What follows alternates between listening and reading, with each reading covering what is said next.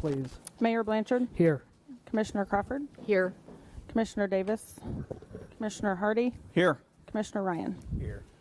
Okay, just real quickly too, just to make the clerk aware and everybody else that at about 4:45, Commissioner Davis will be available and is asked to join the meeting at that time. So I will phone him and we'll set the speakerphone up over by his mic and he'll join us by speakerphone at that time. So I'll ask at this time, though, everyone who is here and is able to please stand and join us for a Pledge of Allegiance and a moment of silence. I pledge allegiance to the flag of the United States of America and to the republic for which it stands, one nation, under God, indivisible, with liberty and justice for all.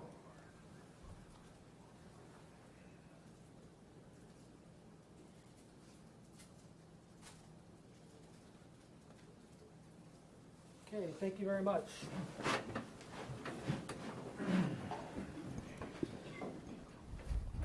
Okay, we have a couple of items on awards and proclamations today, so if the clerk would like to introduce the first. Okay, item 3.1, Mayor Blanchard to recognize outgoing Fire Chief Larry Mulliken.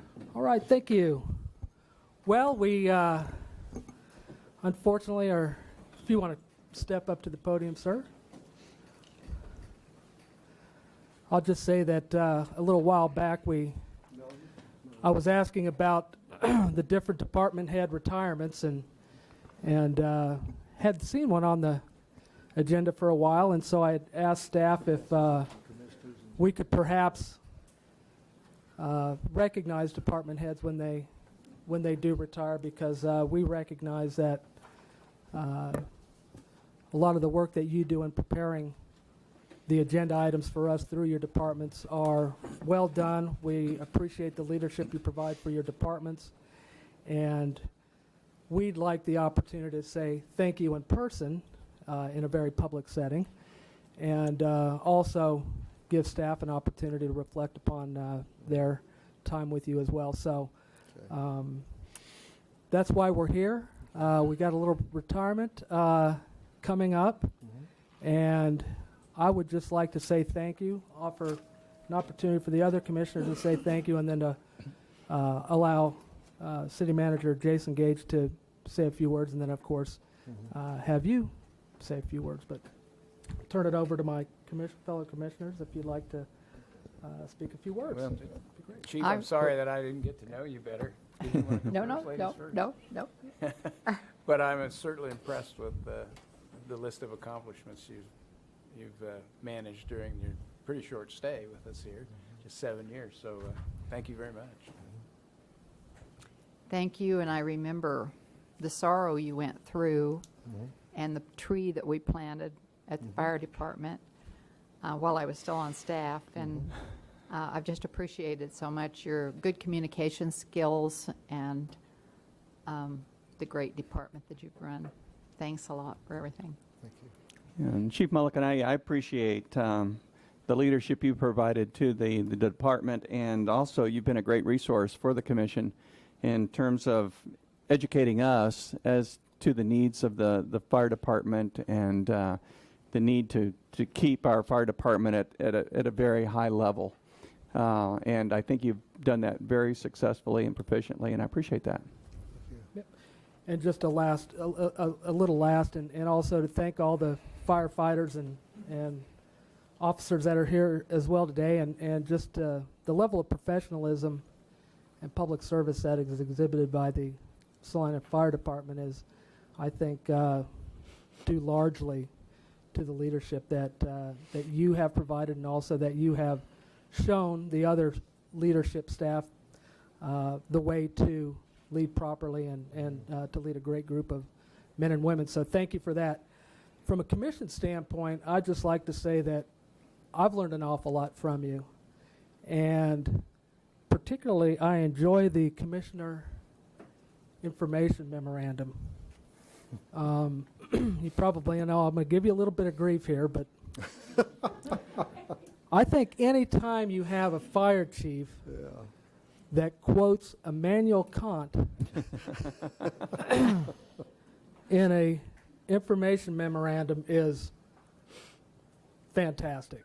I mean, not many of our department heads will quote 18th century German philosophers, but it was a particularly well placed item when you were talking about training and knowing and not knowing and how to measure those things that really pointed out and illustrated the depth that I think that you took seriously your job in providing proper training and preparedness and just the general knowledge of your staff that, and then we're able to relay that to us. I really appreciated that and learned a lot from you. So we'll turn it over now to City Manager Jason Gage.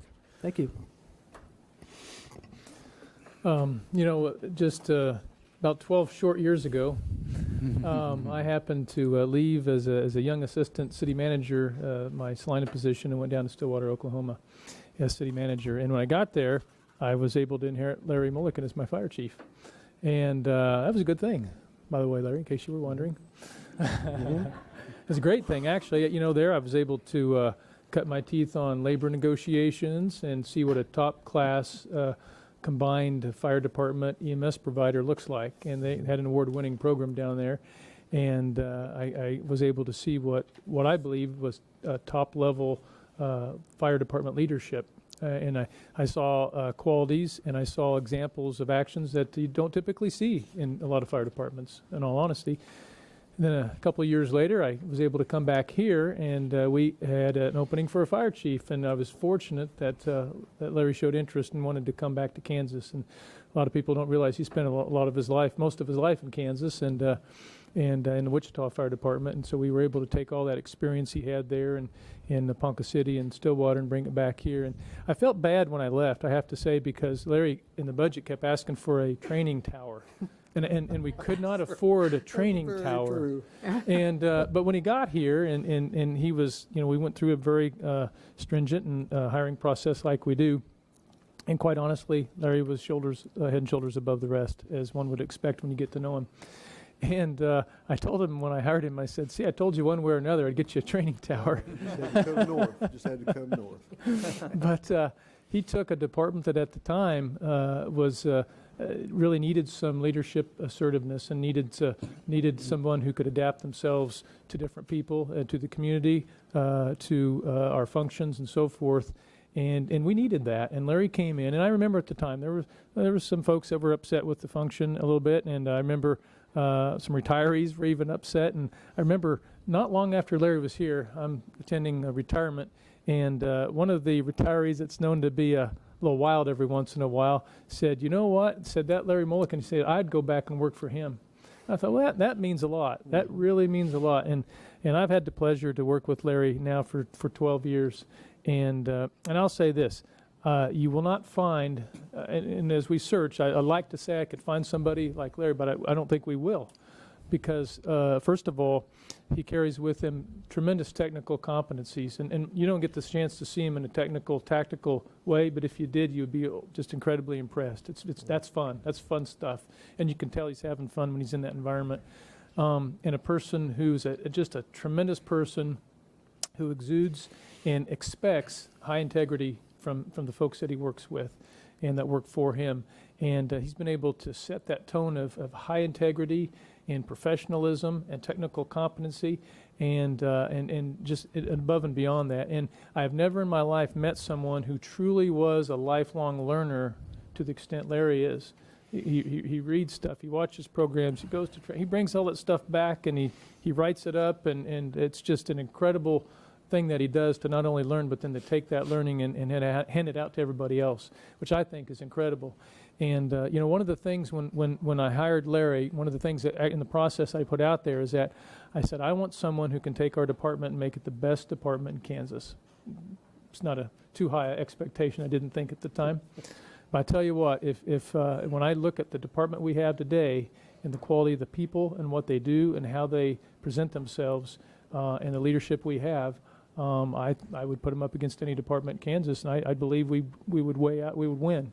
I think we would have the best department in Kansas, and I thank Larry for that. It's been a pleasure working with him. He's a fine person, a wonderful person, just a joy to work with, and he's done wonderful things for the Salina Fire Department, and I've just been fortunate to be able to work with him for 12 years, and it's something I won't forget. Larry, thank you. Thank you. It's a great deal. I've done this. This is my last time in 46 years to be able to appear before this body. I've been in this profession for 46 and a half years. I served 26 and a half years as a street firefighter and 20 years as a fire chief. Like Jason said, I started in Ponca City.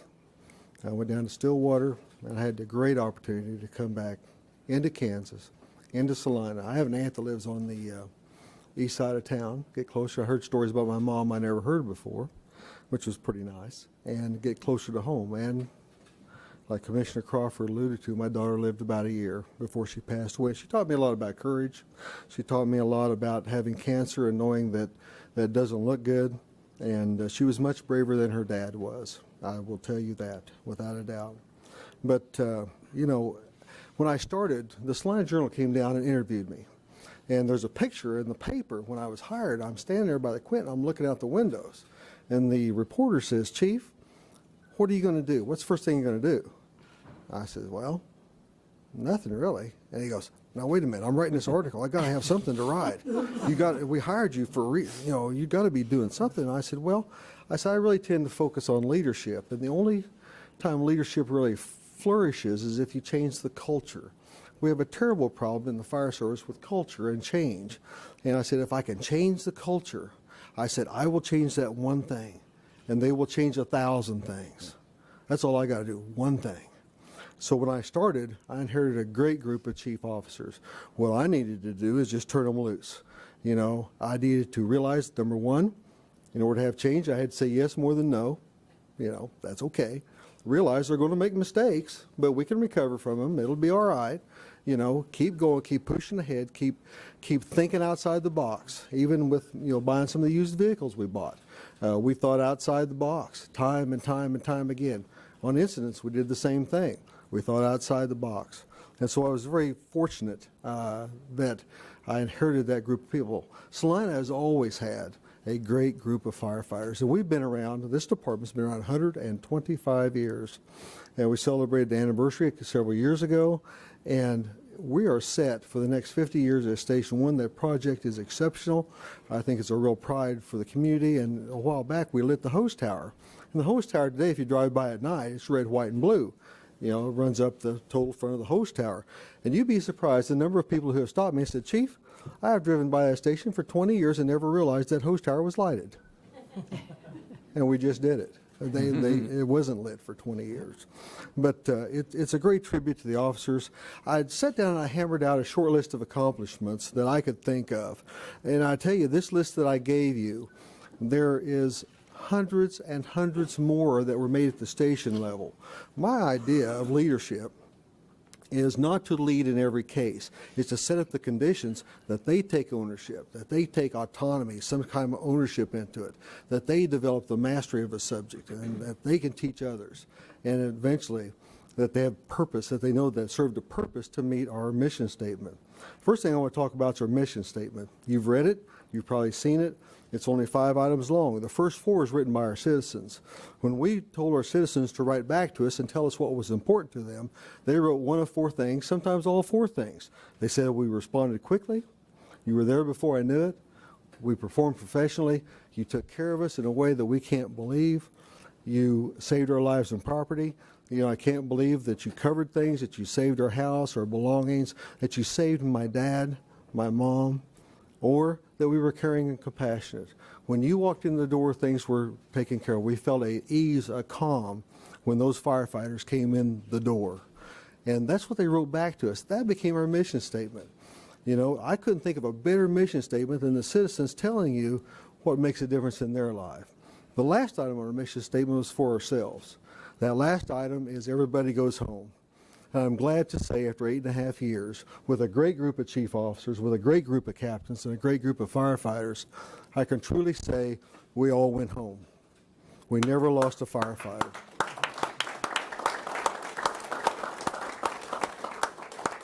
We had many dangerous situations, the downtown fire, the Anderson fire, the Flying J fire, several of them, others around town that we've had. But you know, the one thing I tell people is, it's not the outwardly dangerous thing that kills people.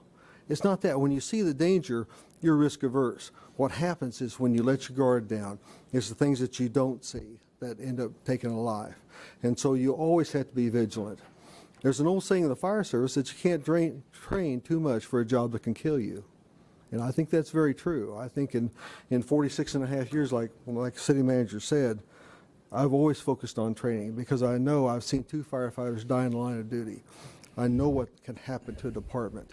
I know what toll that takes on people, and it's sad. But our mission statement guides us. We're a mission-focused organization.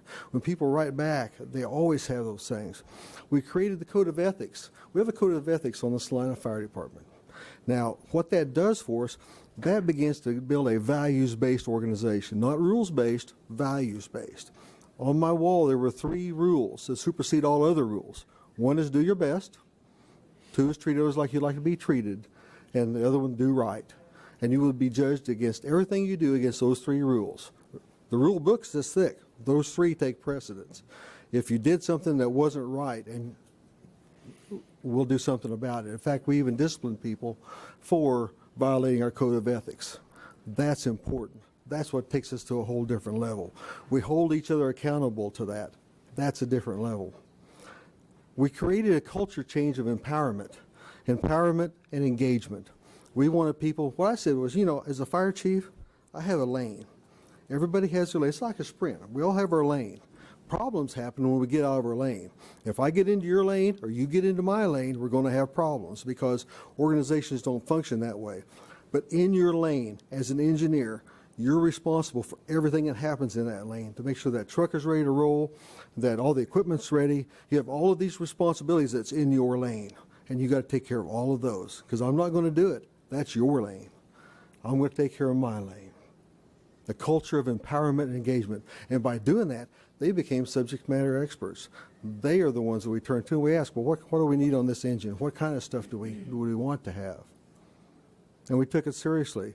We received, in 2011, we received an award from the International Association of Fire Chiefs, the Award of Excellence. There's only 7 programs in the United States that get that in a given year. Salina, Kansas was that year's. We had what was called performance analysis. It was so radical that captains would stand up in front of the city manager and be able to tell the captain who they protected, what the demographics were, how well they were doing it, what kind of challenges they faced, and what the major incidents were, and how they fell outside of our normal time frames. If they fell outside of our normal time frames on any incident, they had to explain what happened. Why were we outside of time frame? Were they in another district? Was something else going on? And so that process is today. Today, performance analysis still goes on. Jason, much to his credit, comes down, and those captains, as much as they don't like it, nobody likes standing in front of the boss and saying, this is how well I did, this is how well I didn't do in these certain cases. But they get excited about it. They get excited because he's engaged. When you get people who are engaged in that, and they're excited to tell their boss how well they're doing, that takes an organization to a different level. The last thing we did, we achieved accreditation through the Centers for Public Service Excellence. It was a 2-year process. There's 150 fire departments across the country currently accredited out of 30,000. We are one of those. What that means is we provide the best of services against a high bar. When they come in and do a peer review on us, they are examining how we provide services, the number of people we deploy, our response times, our service to citizens. And we don't get accreditation if we don't meet every core competency. And we met every core competency and received accreditation. But you know, a lot of that isn't due to me. It's a very little bit of me. It's a whole lot of them. And it's a whole lot of you. There are time and time again I stood before the commission and asked to just listen. Let me talk to you about fire prevention. Let me talk to you about response equipment. Let me talk to you about staffing. Let me talk to you about different things. And you listened. Commissions before you listened. And they took it to heart.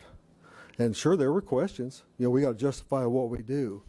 But the one thing I know about this community, the one thing I've learned in 8.5 years, is that we care about each other. We care about the services we provide. Police, fire, all of those types of services. Public Works, the water department. We like to turn the water on and it works. You know, when we fight fires, we like water. If it wasn't for Martha Tasker, our greatest achievement in lowering our ISO rating was due to Martha Tasker. That was our greatest achievement. Martha did that. Our chief officers did some of that. But like I say, I get a whole lot of credit, and I just did a very little bit. I just turned them loose. One day, Brian Keeler walked into me as a captain. He walked into me and he says, Chief, he says, you're blowing my mind, and turned around and ran out. And I thought, well, you know, that's a pretty good accolade for somebody to have a fire captain run and tell you you're blowing his mind and run out. I think that's a pretty good sign about our organization and the direction we're headed. You know, tomorrow night we have a parade. And when I talk to groups, I ask them this question. I say, why do we put fire trucks in parades? Why do we do that? Every country, every community, every city puts fire trucks in parades, but why do we do that? I'll tell you what I've learned in 46 years. There are sources and symbols of community pride. When they come down the street with the lights on, this is what we say that we deploy to protect all of us, regardless of your race, religion, background, economic status. When you have a fire, when you have a medical emergency, this is what's coming to your house. This is the best of equipment, the best of people. It's the best we can give. That's what it means. That's why we put fire trucks in parades. It makes you proud to be in a community that has good fire equipment. I'll tell you what, if you ever go to a community that has a parade and they put no fire trucks in it, or it looks bad, they've got a cancer loose in that town.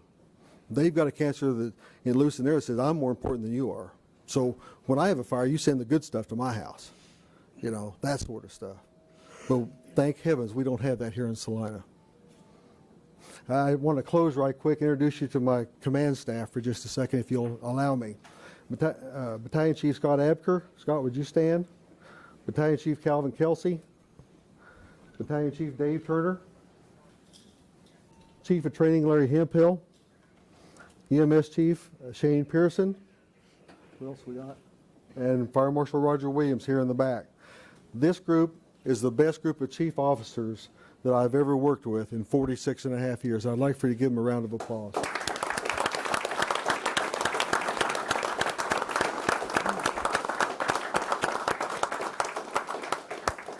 Also tonight, there's Troy Long. You saw Troy in the paper this weekend with ashes. Troy is here in the back. Troy, you want to stand? And Jeff Daly, one of our inspectors, is also here. Kirk, you want to stand? Lieutenant Kirk Stover, Josh Foley, Eric Clayton, Ron Householder, Jeremy Thrower, Jesse Lee, Mike Rogers, right? Robinson, excuse me. It's the pressure this thing's getting. Anyway, we've got and Josh in the back, Josh Rogers here in the back. Maybe I got you confused when I saw him. What's that? And John Gertson. Okay, Captain Gertson's here. Kyle, you in the back, and Chris Rios. I can't thank them enough for being here. I love them all. And truly, if General Norman Schwarzkopf, when he retired, if he could stand in front of his army of 50,000 people with tears streaming down his eyes and say, I love you, I'm at an age today where it doesn't embarrass me to tell these men that I love them. I love them. I love the citizens. I love the commissioners that I've served with. I've seen quite a few fire officers that could be city managers. I've never seen a city manager that could be a fire officer like Jason Gage. Jason has the strength of courage, the strength of conviction to be a fire officer, to lead people into fires and back and bring them home. Because it takes a bearing, it takes a knowing that we're going to work through this, we're going to make good decisions, we're going to get everybody home. And Jason could be a fire officer, and that's probably the highest tribute I could ever give him. So with that, thank you, Jason. Thank you, Greg Bingston, Mike Schrag, the deputy city manager, and all the department heads I work with. I work with a fantastic group. So after 46 years, it comes down to me saying thank you, and maybe you'll see me in my Winnebago. I don't know. Maybe you might.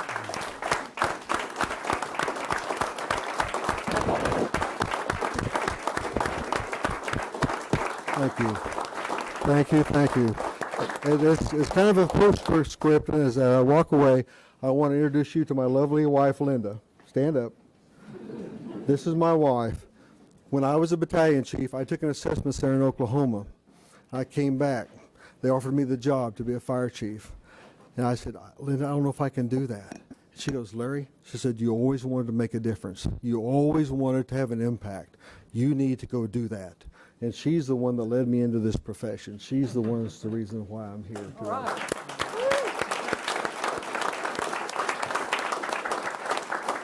Before I leave, one more thing. If I had a failure, this is my failure. And that is, we are working today on a memorial for firefighters down at Station 1. We have a design, we have an idea. It's going to encroach a little bit on some green space, but we have a big project going on down there. What I'm hoping is that we will have enough contingency funding left over at the end to build this firefighters memorial at Fire Station 1. If we sell the bricks for the engraved paving and all that, it will pay for almost 3/4 of the project. And I hope that you will see it your way clear to be receptive to that in the future, because we've been around for 125 years. We have no place to hold ceremonies, and Station 1 would be the ideal place with a flagpole, the statue, and all that to really bring it all together as Station 1. So with that, I want to thank you and hope that you will be supportive of that, when that gets off the ground. They've done a wonderful job, Captain Budke and the rest of the people, so I think you'll be pleased with it. Sometimes firefighters need heroes. Sometimes we need heroes. It could come from this group, could come from the community. We need someone to step up and help us with this memorial for all the guys who have been on this job for over 125 years going back, and all the ones that will go forward. I think it would be a great tribute. Thank you.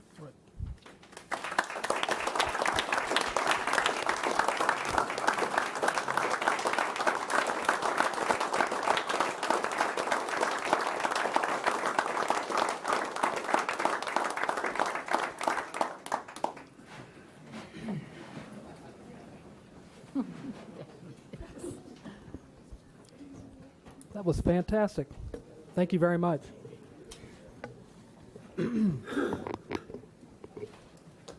Okay, give it just a second. We'll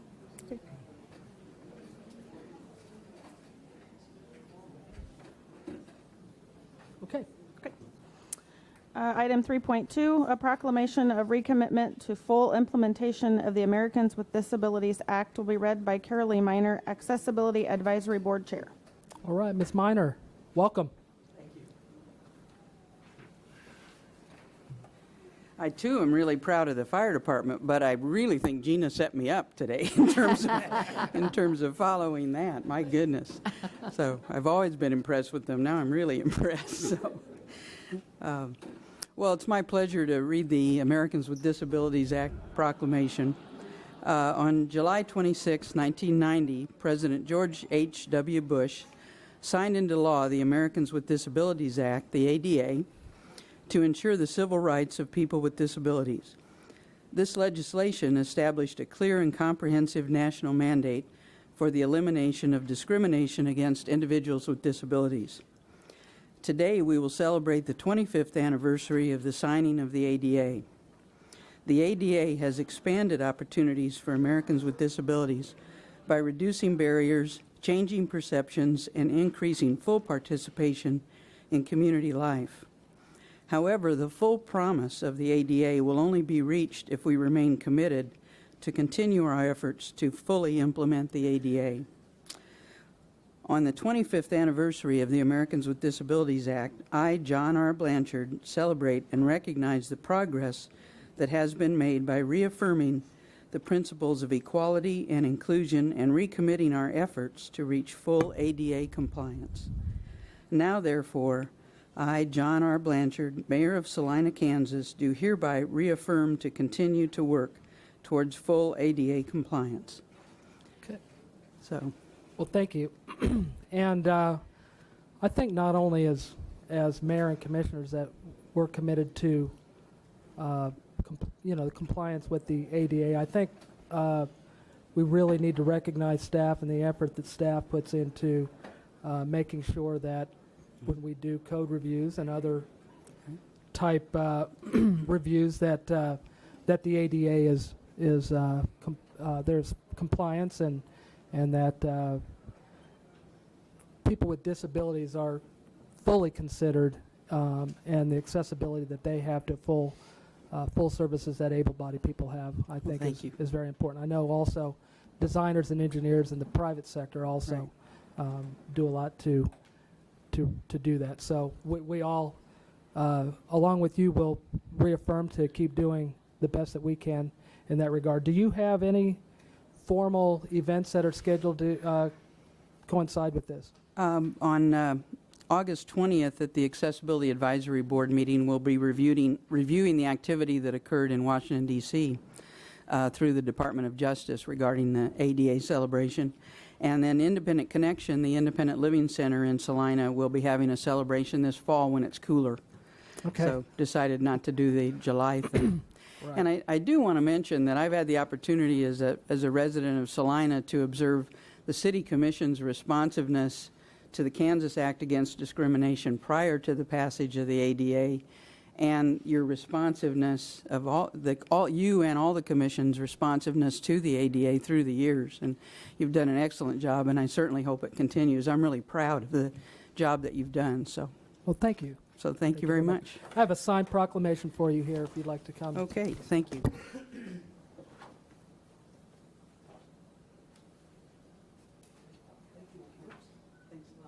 Thank you, Carol.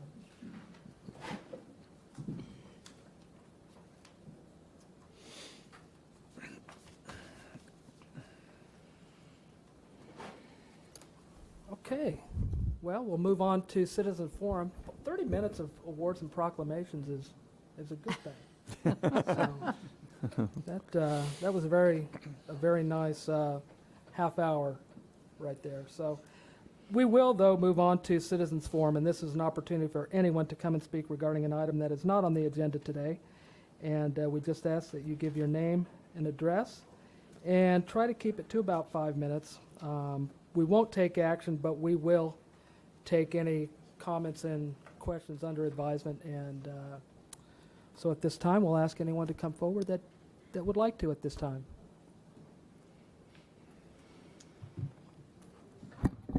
Yeah, hi. My name is William Neuville, Neuville. Live at 126 North 2nd Street. I'm an over-the-road truck driver. I drive from Texas to North Dakota, East Coast to West Coast. I'm wanting to start at city level, see if there's a way that we can pass a law about animals in the back of the pickup trucks. I know they passed a law nationwide about kids in the back of the trucks. Is there a way that we can pass a law with animals in the back of the truck? As a truck driver, I have noticed animals riding in the back. Sometimes vehicles get in accidents, animals get hurt. Animals don't have a voice. We are the voice of the animals. And I want to try to put a stop to it. I've noticed here in the city of Salina, there's animals in the back of the trucks. I've noticed animals riding on toolboxes without leashes. And it's dangerous. It's dangerous to the animal. It's animal cruelty for the animals riding on the toolboxes. And if they get hurt, they get hurt. They don't have a voice. We're the voices for those animals. I volunteer for SRL out of Minneapolis, Kansas as a pet rescue. It's a non-kill shelter. My wife and I have been doing that for almost a year come September. We lost 2 of our pets. We are devoted to those dogs. We volunteer for them. We've got a bunch of dogs at our house. We foster them constantly. This is our life. We want to save these dogs. We're asking help. Any way possible that we can do this, I'm coming to y'all for help and the city of Salina to help with this. I want to start at city level, then go statewide, and then I want to go nationwide with this. If there's any way y'all can look into this to help me with this, if I have to start a petition, I will.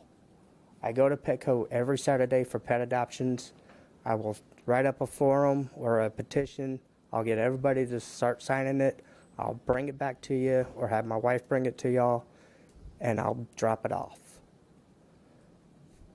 Okay. What would y'all recommend or suggest? Well, first of all, we thank you for bringing that to our awareness, and thank you for your concern on that and what you do for the animals. I think what we'll do is we'll have the staff look into what our options are as far as things that might range from public awareness Right. to potentially seeing what other like communities are doing in regard to regulating some sort of restraint of pets in cars or whatever the case may be.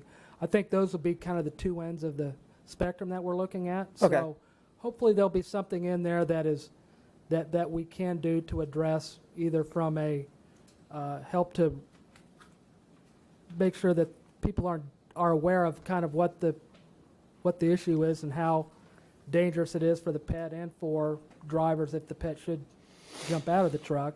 And so I think there are a number of things that we can have staff look at and bring back to us as far as these are the different options that we may. Right, and I understand. I mean, I've seen also people have the dogs in the back of the vehicles on a leash, riding in the pickup truck. Now, if that dog jumps out with that leash on and they're driving down the road, what's it going to do? It's going to choke the dog, and it's still going to kill them.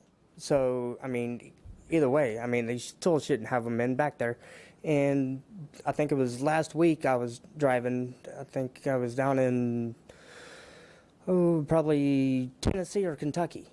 A guy was driving a quad cab pickup truck, had a U-Haul trailer behind him, had a big dog crate, had stuff in the back of the truck, had his dog in the crate in the back of his truck. He could have put the dog inside the truck, but no, he decided to put the dog in the crate in the back of the truck in 100-degree weather. The simple solution, put the dog in the truck. I mean, it's ridiculous. Yeah. I mean, that's right there, that's animal cruelty. In 100-degree weather, driving down the interstate, I wouldn't have done it. I'd rather have that guy in the crate driving down and see how he feels. Yeah, I think that there is a certain level of awareness that we can help to bring. I mean, we've got resources at the animal shelter, a lot of volunteers there and other things. So I think what we'll do is we'll go ahead and, if it sounds agreeable with the city manager, we'll have him maybe give us an idea of what the low end of things, what the easy things we can do and maybe things that might be a little more difficult to do, we can discuss amongst the commission. If it's agreeable to the commission, it's agreeable to me. Okay. And I would just ask that if you would like to get your name and address to the city manager's office, if you want to call that in tomorrow or email it or whatever, Yes. we'll make sure that whatever we do on this, that you are made aware of that as well. Okay, yeah, I Okay. can definitely call him tomorrow. Okay. All right, thank you. Thank you.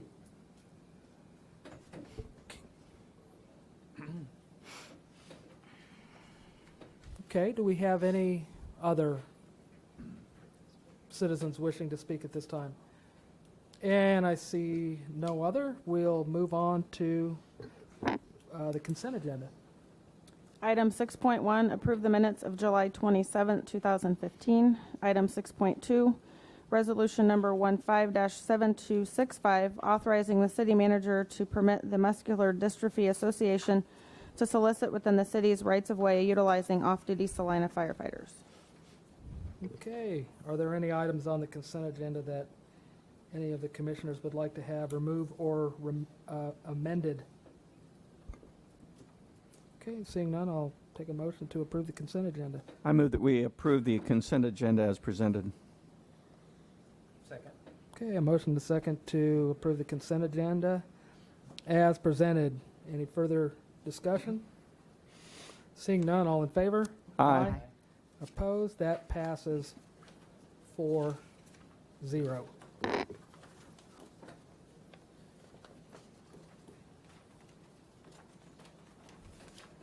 Just a second, please. All right, why don't we go ahead and click off a couple of these two quick ones, and I'll try and get Commissioner Davis on the phone after these. So we'll move on to administration.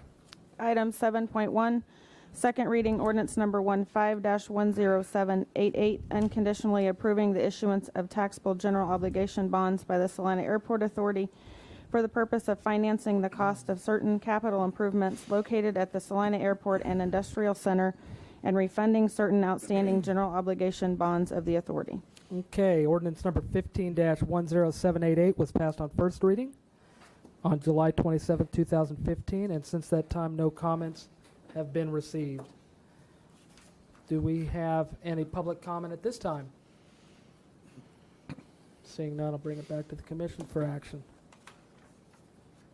I move we approve on second reading ordinance number 15-10788, unconditionally approving the issuance of taxable general obligation bonds by the Salina Airport Authority for the purpose of financing the cost of certain capital improvements located at the Salina Airport and Industrial Center and refunding certain outstanding general obligation fund bonds of the authority. Second. Okay, I have a motion and a second to approve on second reading ordinance number 15-10788. Any further discussion? And I see none. I'll get a roll call vote, please. Commissioner Crawford, Aye. Commissioner Hardy, Aye. Commissioner Ryan, Aye. Mayor Blanchard. Aye. And that passes 4-0.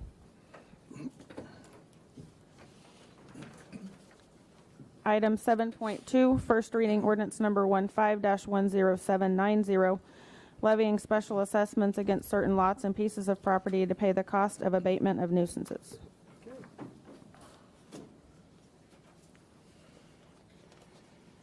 Looking through my paperwork here, who has this? Mr. Friends. Friends. Mr. Franz. Mr. Bowtie.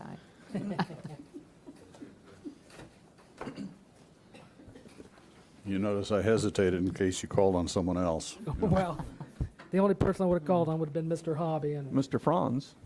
Bronze. Throughout the year, we do nuisance abatements for, tall grass and weeds or trash and junk and abandoned vehicles and, whatnot, all on private properties.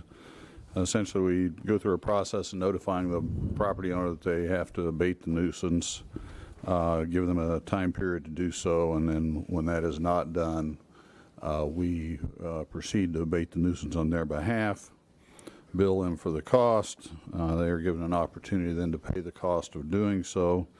And if they do not do so, we then do what we're doing tonight, which is assess the amount remaining due against their properties, and then it becomes due along with their tax payments on the next tax cycle. You have a report showing the amounts billed, paid, and remaining due. This particular list includes $118,250.75 in billings. We have recovered $22,999.01, and the remaining amount of $95,251, and I believe it's really 74 cents, is to be assessed. The certification covers all abatements that were finalized since the 2014 assessment, and I believe it was about August 10th of 2014 that was done. Provide a little perspective, that 2014 assessment was for $31,205 total, with $23,814 assessed. So we have, as directed by the Commission, kicked up the nuisance abatement activities considerably in the last year. And I think at this point I would stand for questions. Mr. Hobby's here to help out, hopefully, if you have anything that I do not know the answer to. Okay, any questions for staff? I guess I'm just amazed at the number of people that are willing to spend $240.93 to have their yard mowed. These people, I imagine, are absent owners, perhaps, or. I think we find all manner of circumstances, absentees, people who just, don't get it done, We have the gamut of everything. Commissioners are people who actually are there when we actually make contact with them at the site, and there'll be tenants, whether they be owners of the properties or absentee owners at all. So this includes a pretty inclusive list of all three. And they pretty much understand their options. they receive notices, and sometimes they receive a personal call by our staff members as well, so they're full aware of what's going on. What happens if someone, I noticed a couple of names on here that I think are probably in homes or not in their own home anymore. I suppose whoever gets the mail is the one that's probably in charge of that person, if there is someone. I just kind of wondered what you do about that. Exactly. State law requires us to send notice to the property owner, and therefore we send it to the last known address of the property owner. Sometimes they are received by the owner at that site or in a different location, depending on the mailing address. This post office does make 3 attempts to personally contact the owner to have their signature signed. Sometimes that does not happen. Sometimes they're taken to a home or to another person's house for respite care or whatever the case may be, and they just do not receive notice.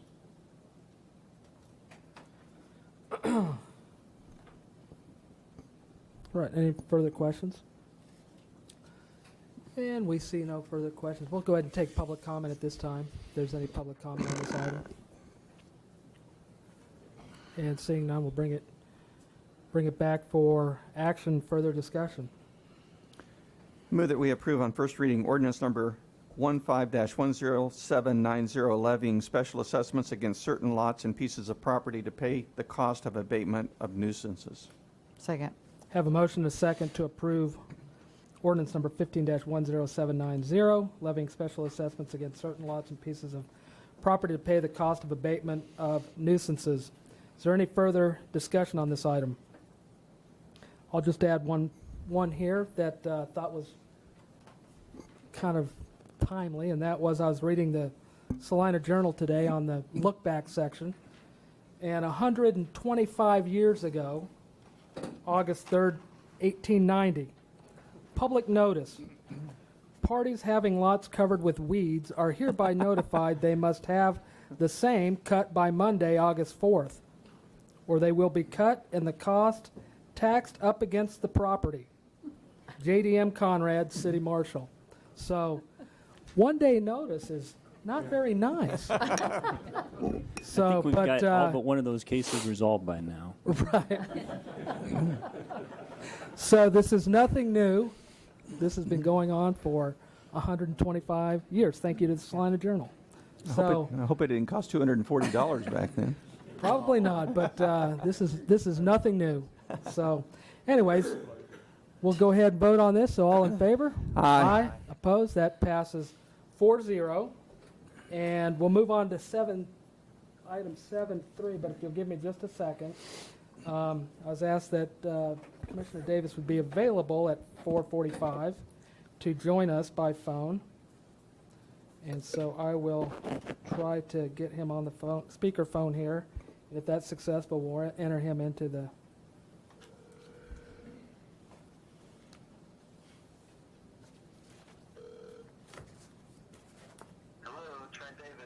hello, Commissioner Davis. You're now a member of this meeting.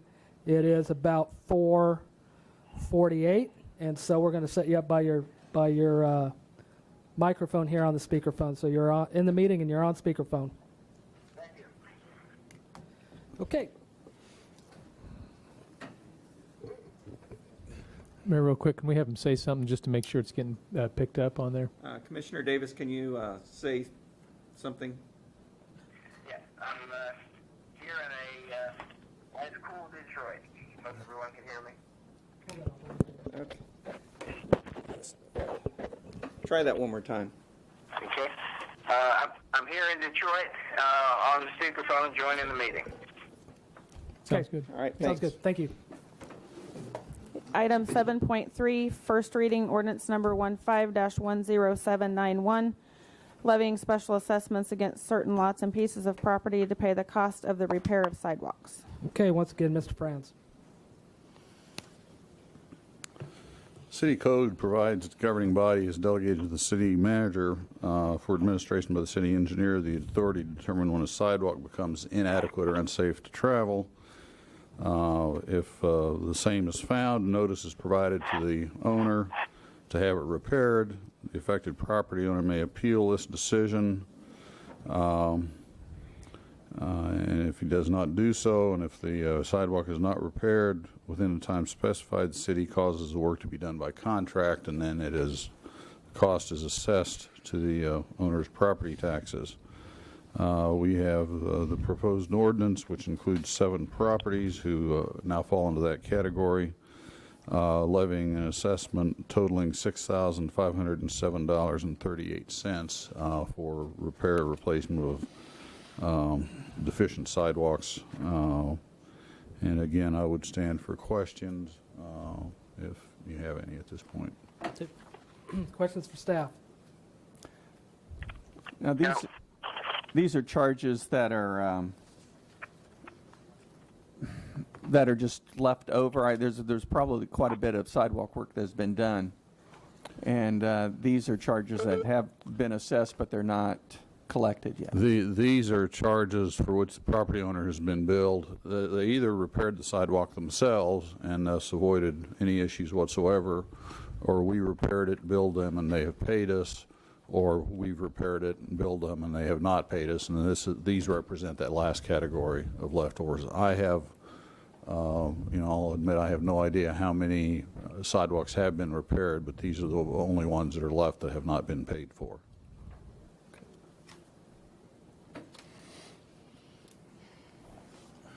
Okay, any public comment on this item? Wait, hand me that phone.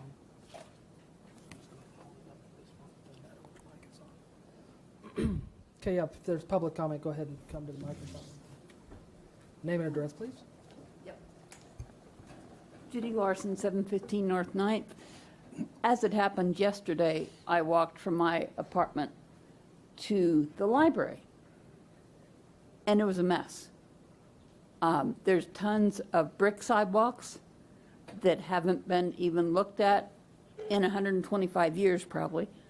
But even without my cane, I would have a hard time walking on those sidewalks. So this is really badly needed, and I'm hoping the city will look throughout town and get a handle on what really needs to be, because it's dangerous. And it took me a long time to navigate, and I appreciate you doing this. Thank you. Okay, any further public comment? Seeing none, bring back to the commission for action this time. Mr. Mayor, I move that we approve on first reading ordinance number 15-10791, levying special assessments against certain lots and pieces of property to pay the cost of the repair of sidewalks. Second. Okay, a motion and second to approve on first reading ordinance number 15-10791, levying special assessments against certain lots and pieces of property to pay the cost of the repairs of sidewalks. Do we have any further discussion on this item? I'm sorry, go ahead. No further comment. Okay. Seeing none then, all in favor? Aye. Opposed? That passes 5-0.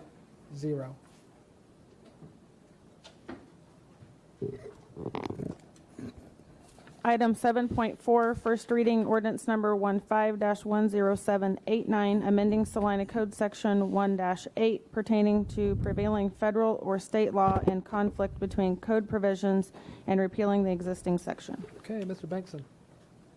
Mayor and Commissioners, as you might anticipate, in that we're dealing with Chapter 1 of the code, that we're in an area that generally is more of a housekeeping nature, hopefully anticipatory in nature as far as dealing with potential situations. But it's, of course, one of our jobs to do our best to make sure that we don't enact ordinances in conflict with either state law or federal law.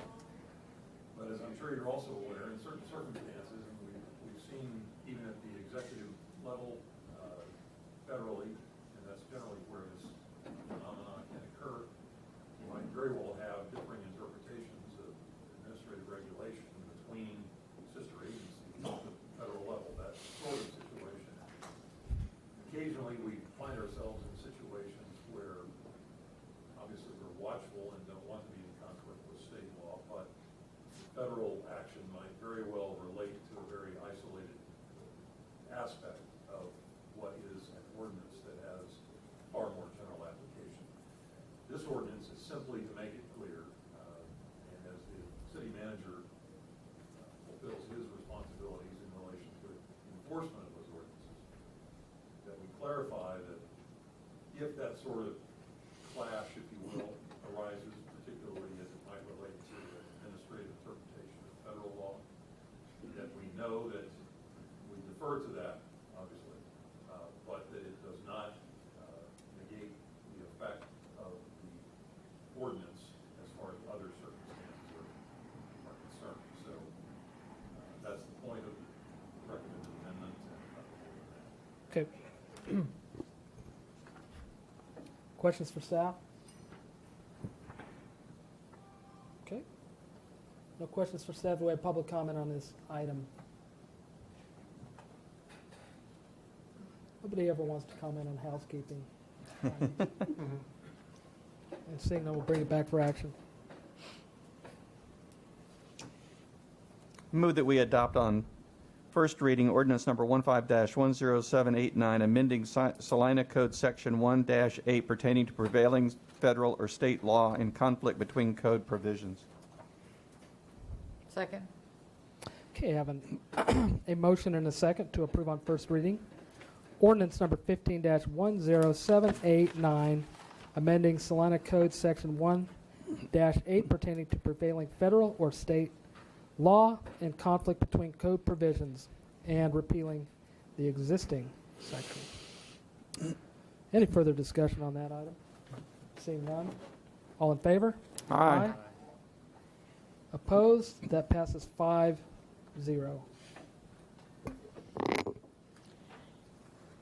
Item number 7.5, resolution number 15-7266, providing for the repair or removal of a designated dangerous structure at 515 Inez Avenue and establishing a reasonable time within which repair or removal of such structure shall commence and be substantially completed. Okay, this is staff report from Jim Brown.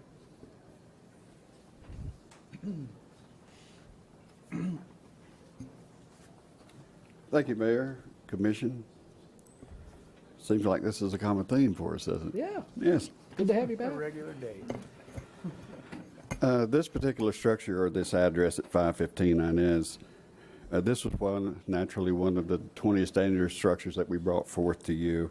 At that time, resolution, number 15-7207 established the commence by and substantially complete dates. Commenced by May 11th, substantially complete by August the 1st. Since the passing of this, we had very little correspondence with the owner or any indication or any evidence that any work was being done whatsoever to the structure. However, on July the 28th, the owner, Mr. Pittico, he visited our office. He came in and had a meeting with us. And that's the reason for this request today for the resolution 15-7266 to establish another or extend the commence by and substantially complete date. Some of the factors Mr. Pittico addressed us with was lack of funds, and there was an unforeseen medical condition to which contributed very significantly to these lack of funds.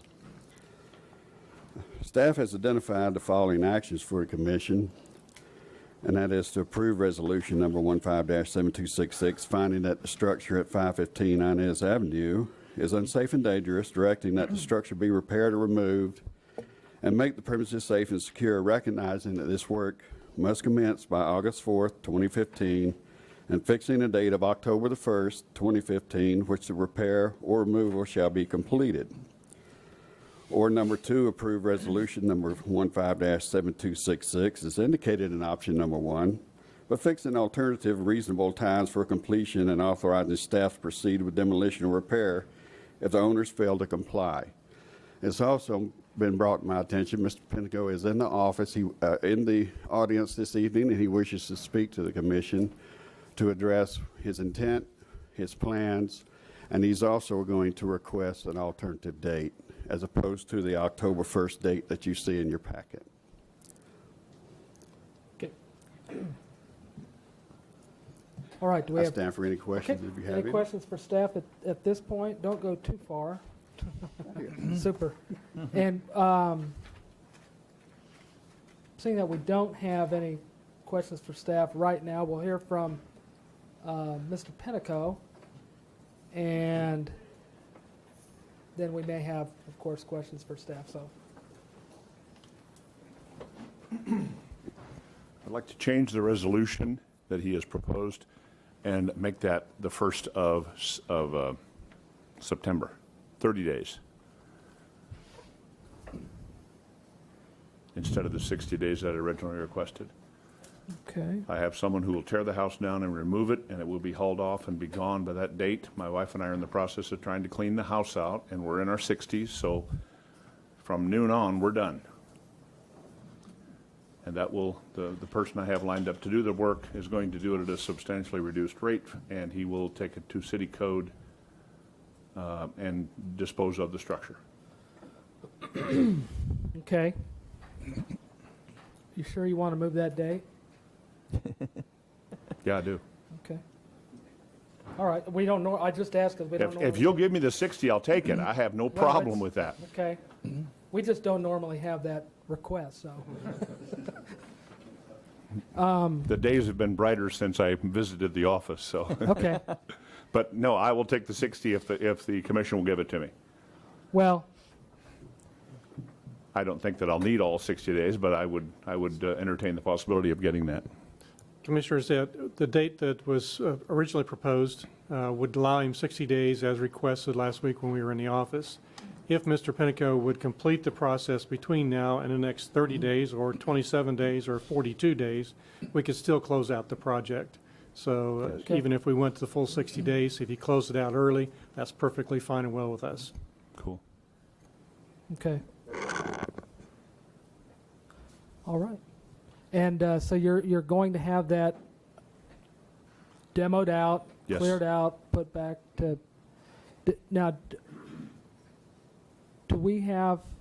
Are we sure that we got the right info? Just because you said you got it at a reduced rate, just making sure that you're on. Do we have a demolition permit lined up? And- That will be secured within the next week, yes. Okay. Okay. All right. Well, that sounds good. Okay. Thank you. Thank you. Thank you. Is there any other public comment at this time? Seeing none, I'll bring it back to the commission and just say that we could either go with. Was there a question there, Commissioner Davis? Oh, okay. I think you have your caller waiting or something. We'll look at option 1 is the October 1st date, and of course, and option 2 would be if the motion wanted to include a date of September 1st, as mentioned by the applicant. So whatever, those seem to be two reasonable offers there, and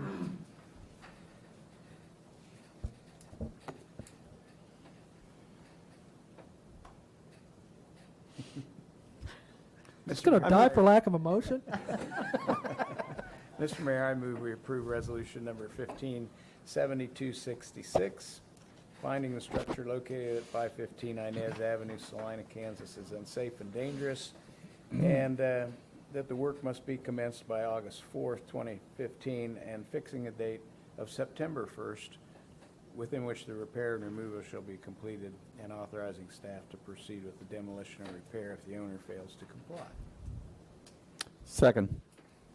Okay, I have a motion and a second to approve resolution number 15-7266, finding that the structure located at 515 Inez Avenue, Salina, Kansas, is unsafe and dangerous, directing that the structure be repaired or be removed, and that work commence on August 4th, 2015, and fixing a date of September 1st, within which the removal shall be completed, and authorizing staff to proceed with the demolition if the owners fail to comply. Is there any further discussion on this item? No discussion. And seeing none, all those in favor? Aye. Opposed? That passes 5-0. Thank you, staff, and thank you, Mr. Penico. Appreciate it. Item 7.6, resolution number 15-7267, providing a notice of a public hearing on the advisability of creating the S&B South 9th Community Improvement District. Okay, Mr. Gage. Thank you, Mayor and Commissioners. I won't get into too much detail because that's what the purpose of the public hearing is actually for, but I would like to kind of summarize the blue sheet for those that might be at home. First, talk a little bit about a community improvement district. It's a tool that was enabled by the state of Kansas, the legislature, and signed by the governor in 2009. And what it does is it allows districts to be voluntarily created by the owners of property in those districts, and it allows eligible funds to be used for particular sources, which include things such as building improvements, sidewalks, all types of site work, cultural amenities, transit, many other things on the list. It allows for contracting of things such as parking lots and garages, security, and many other uses, and promotion of tourism, recreational, or cultural activities, supporting business activity and economic development, and supporting business employee training programs, as well as some other items. So it's a very broad and open use type incentive provided. The funding sources is you typically see sales tax, which is what this public hearing will address next week, but you can use special assessments, you can use special sales tax specific to the properties in the district up to a maximum of 2%. So it's on top of the existing sales tax, and any other funds appropriated by the municipality or any combination. You can use, again, we talked about combination of 12.6A special assessments as well. Excuse me. We, as a city, have options for financing. Again, according to the statute, we won't need to address those with this request, but it can be a pay-as-you-go. There can be utilization of general obligation bonds or special obligation bonds, so there are options there. The method to form a CID varies a little bit on the source, but if it's a special assessment funding without general obligation bonds, the CID can be initiated by a petition signed by all the property owners within the district, with public notice and hearings being waived. If the sales tax or GEO-bond financing are desired, or less than 100% of the district property owners have signed the petition, then the petition must be signed by the owners of 55% of the land area and the owners of more than 55% of the assessed value. So you have to look at both of the area and the value. When authorizing a community improvement district, the governing body would adopt a resolution calling for a public hearing on the advisability, and that's the request today. You'd have the notice published in of the public hearing twice in a local legal newspaper. Notify property owners within the CID, in this case there'll be one, and conduct a public hearing. And then after the public hearing, you have the option of adopting a resolution or ordinance authorizing the CID, approving costs, and then, if applicable, levying sales tax or any other form of financing. So that's basically the process. We do, as a city, have a CID policy that was put in place in 2010. And talk a little bit about the request, just very briefly, as in the staff report. You have the attached request in your packet. It has the petition and attached resolution. It's from S&B Motels Incorporated. President is Stanley Weiler of Wichita. And it requests a 2% community improvement sales tax CID to finance $5 million towards a hotel conference center project, with the total improvements estimated at approximately $14,460,000. The focus of it is on the conference center piece and related costs to the conference center. The location of the project is within the Riffle subdivision on South 9th Street. The district does also include two other S&B hotel properties, including the Hampton Inn and Courtyard by Marriott, located fairly close to the location of the request. The information that you have with the petition includes a general description of the project, the estimated project cost and value of improvements, the estimated timeline for construction, and the method of financing. It also includes 4 exhibits, A, B, C, and D, which provides for a legal description of the district, a map of the boundaries of the district, tax parcel ID information. You have architectural renderings of the improvements, and total project costs attributable to the convention center. What the request is being made is a pay-as-you-go sales tax, a form of a CID for up to 22 years. Basically, it could be less if the proceeds hit the target before the 22-year period. There are no obligations to the city for special assessments or other tax revenue or any debt or anything like that with this request. The first step of the process is to adopt the resolution provided, which would set the public hearing for Monday, August 24th. So it'd be 3 weeks out, right here, this location, 4 o'clock. This action doesn't obligate the city in any way. And on the public hearing meeting date, staff and the applicant will present the details of the project and give you an opportunity to talk more in depth about the details. And it's key to have that during the public hearing, so it's part of that record. At that time also, we'll have an accompanying development agreement that will accompany the petition and include the details of the transaction. If the project incentive and development agreement are eventually approved at that time, project construction would commence immediately, with completion estimated to take about 14 months. So you can visualize that. From a fiscal note perspective, there certainly isn't any fiscal obligation of the city at this point, since we're just entertaining the public hearing. And even as we look forward, the only cost to the city would be indirect as a result of staff time and certain administrative costs, which are covered back by costs that we can recover through the petition in the CID district. So there really isn't any out-of-pocket cost, direct out-of-pocket cost to the city's budget with regards to the request.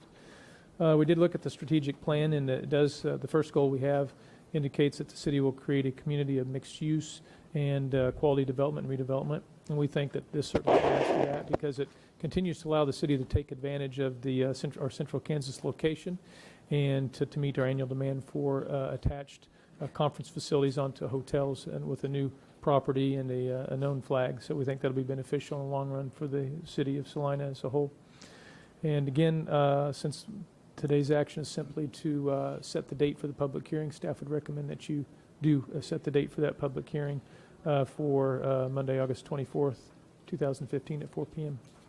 Be happy to answer any questions that you may have, and Chris Sook, representing S&B Motels, is also here if you have questions of him. Okay. Thank you. First of all, do we have any questions for staff? Okay, and seeing none, we'll open it for public comment, and this would be a good time to hear from the applicant if they have any thing they'd like to share.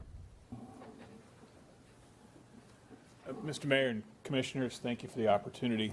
My name is Chris Sook. I'm an attorney from Hayes, representing S&B Motels, and of course, I think as Mr. Gage indicated to you, my client has 2 other hotels that would be part of the district that are already operating here in Salina, and so he's sort of a resident, although he lives in Wichita. I intentionally told him not to come tonight because this, I'm hoping, is nothing more than housekeeping, and that in 3 weeks' time we'll be looking forward to sitting down with you and presenting some more details and working with city staff to try to get everything finalized in the hopes that we'll move forward with the district. I don't have anything in particular to tell you tonight other than we appreciate the time and look forward to that opportunity. Okay. If you have questions, I'm happy to entertain them. Questions for Mr. Sook? Do you have other properties that have taken advantage of the CID process?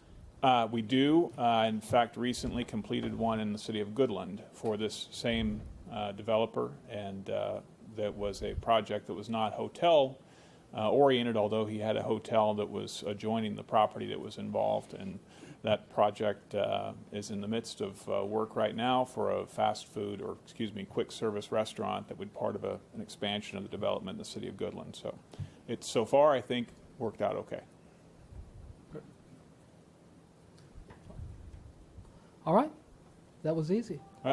I'm We're good setting a with, date I'm for a good public with hearing. easy. If we can repeat that process in 3 weeks, well, thank you very much. All right, thank you very much as well. Any other public comment at this time? Okay, well, we'll bring it back and set a date. I move that we approve resolution number 15-7267, setting August 24, 2015 at 4 p.m. as the date and time for a public hearing to determine the advisability of creating the S&B South 9th Community Improvement District. Second.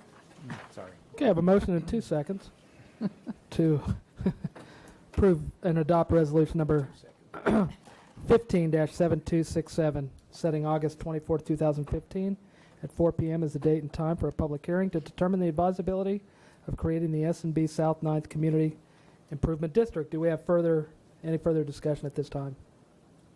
And hearing none, all in favor? Aye. Opposed? That passes 5-0. Okay.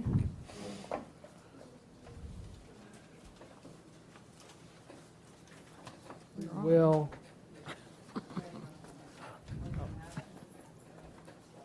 Okay, we'll move on to other business at this time.